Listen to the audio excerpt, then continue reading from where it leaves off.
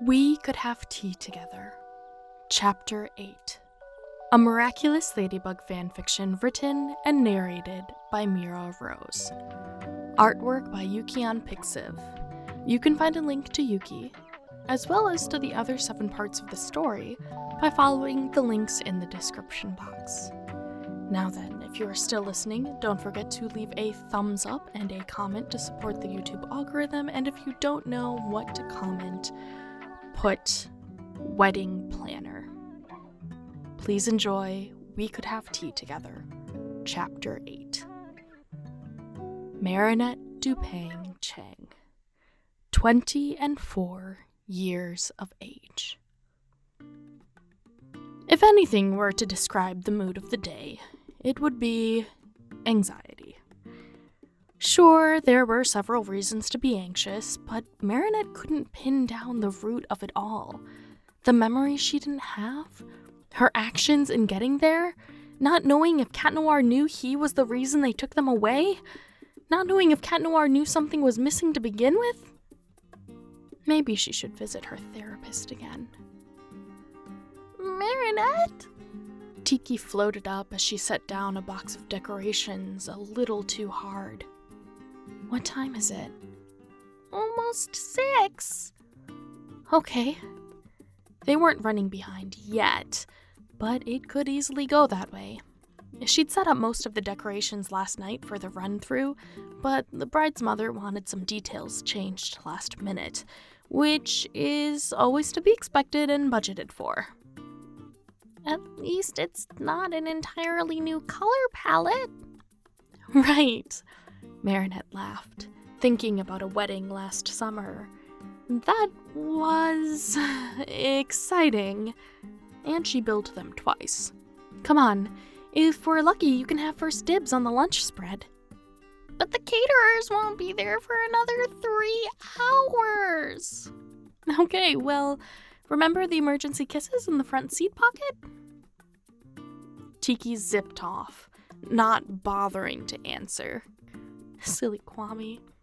Then again, perhaps Marinette was the silly one. She heaved the box forward, sliding it deeper into the van. That should do it. The thin veil of sweat from moving so much bit at her skin, and Marinette thanked herself for not doing her makeup yet. Need any help? Marinette turned to see Cat Noir rounding the van, a familiar smile on his face. Her chest fluttered as her cheeks flushed, and she thanked the miraculous she'd been moving something heavy to disguise the burning emotion. You showed up just in time to not participate, she joked, closing the doors. Well, would you consider me buying you breakfast as a good apology? What apology? She laughed. We never had plans to begin with. Cat returned her smile, and she took in their height difference. Everything had changed. Everything had changed, but her partner was still hers, even if he didn't know it. Are you really going to make me ask you for a breakfast date outright, Marinette? She blinked, wondering how much her expression gave away. A breakfast date? She kept her voice light. On my wedding day? Your wedding? The shock on his face made her laugh, and when he realized what she meant, he looked away to study the display in her front window, scratching at the back of his neck as he sighed. Right, you've got a wedding today. Sorry, but I'll have to take a rain check on whatever it is you'd like. No, it's fine. Anything I can help you with right now, at least? I'm free for the next 2 hours, then I've got somewhere to be. He took everything to not check if Tiki was visible in the front teeth.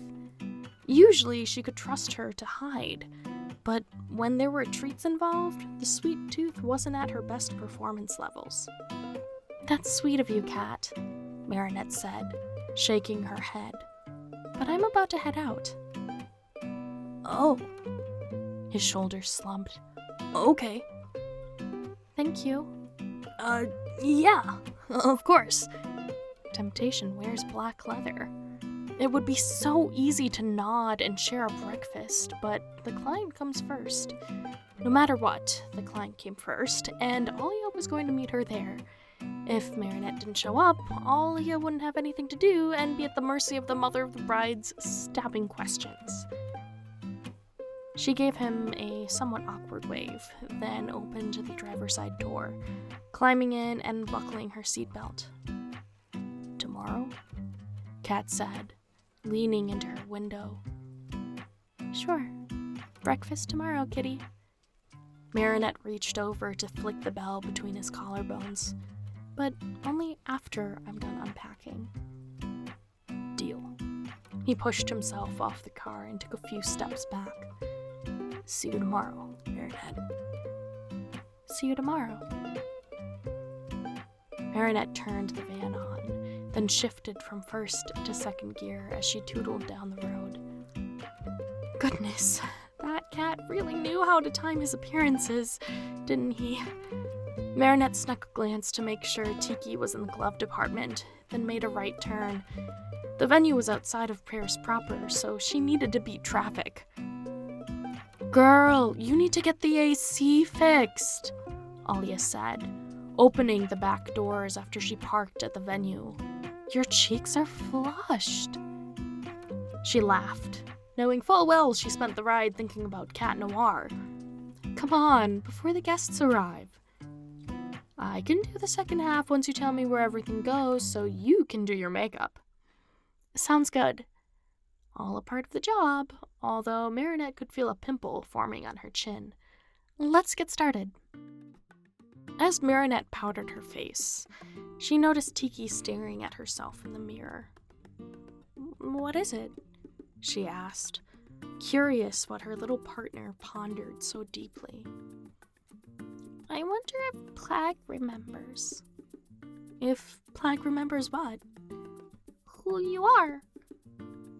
She blinked a few times. Plag learned who she was long before Hawkmoth. "I'd think he would. Right?"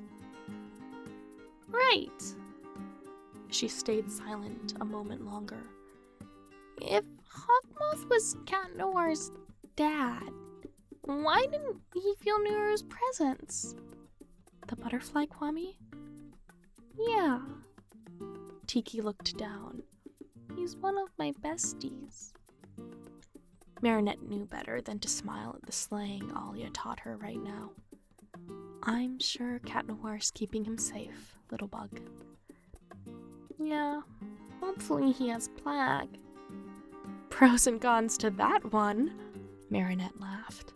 "Come on, let's make sure Alia got everything just right." They left, and, to her surprise, guests already shuffled in, leaving Marinette to wonder if they were that far behind schedule. "Alia?" she asked, walking over. "Who are these people?" "They were invited last minute, apparently. Something about the groom's business deal or something." She held eye contact, her insides bubbling, and she knew Alia knew what she was thinking. Her second worst fear at a wedding was adding seating, not to mention adjusting the seating chart.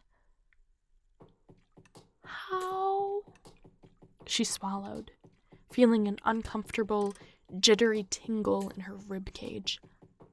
"How many are there?" Alia solemnly stared straight back. 7. She pursed her lips, trying to keep her breathing even. "Whoever said 7 is a lucky number," she began, trying her best to not curse at a venue, "can go and suck it." "Ooh, feeling feisty today." "Not the time, Alia, not the time." There was only one thing worse than this, in Marinette's opinion. Even ruining the dress wasn't as cumbersome as adding 7 people, not just last minute, but last moment. Curse the groom! He'd been hands off to begin with, yet whenever a plan was presented, he only had criticism, not for her, but for the bride's ideas. Ugh. I know that face. Don't! How can I help? Time travel and tell me to expect this. No can do. I'm a fox, not a rabbit. Marinette ran as much of her hand through her pinned-up hair as she could. Okay, it's not cute, but we've got the vendor tables in the van, right? Strapped to the side. Take a couple of decorations to use as weights for a makeshift tablecloth. She nodded, feeling the sting of prickling sweat. They'd done this once, and they'd do it again. And for chairs, well... She looked around. She and Alia could stand, so that's 2, and they brought 4 extras, which makes 6, so they needed 1 more.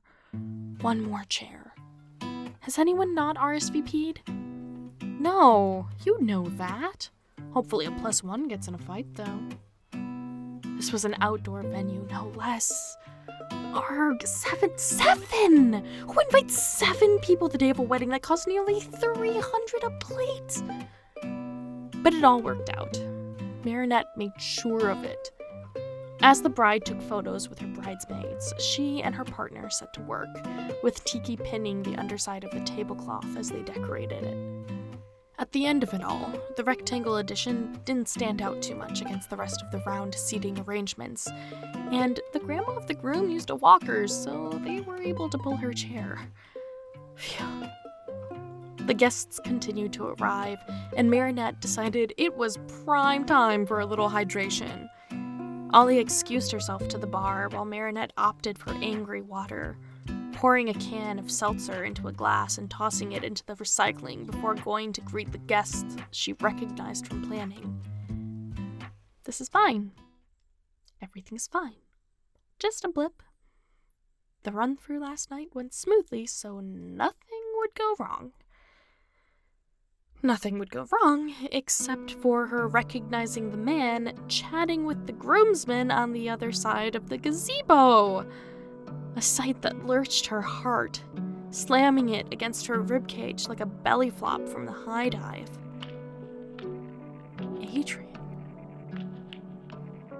Adrien Agreste. Oh, she hadn't seen him in years. Her face flushed as she looked him up and down, then felt her head go light, suddenly needing to sit down. What was this? It'd been years, and it's not like she still had a crush on him. Why was she... Wait, was she about to have another panic attack? Here? At the wedding? At her client's wedding? No, that wouldn't do. She needed to leave, to escape, to flee. Maybe she was wrong. Maybe it was the 2 bites of toast she had for breakfast, or the stale Hershey's Kiss from the glove box. But then they made eye contact, Adrien straightening as she doubled over. Oh, sugar and cookies. Marinette's worst professional fear was about to unfurl. The wedding planner was going to be that one unforgettable moment at this couple's wedding, and the couple hadn't even exchanged vows.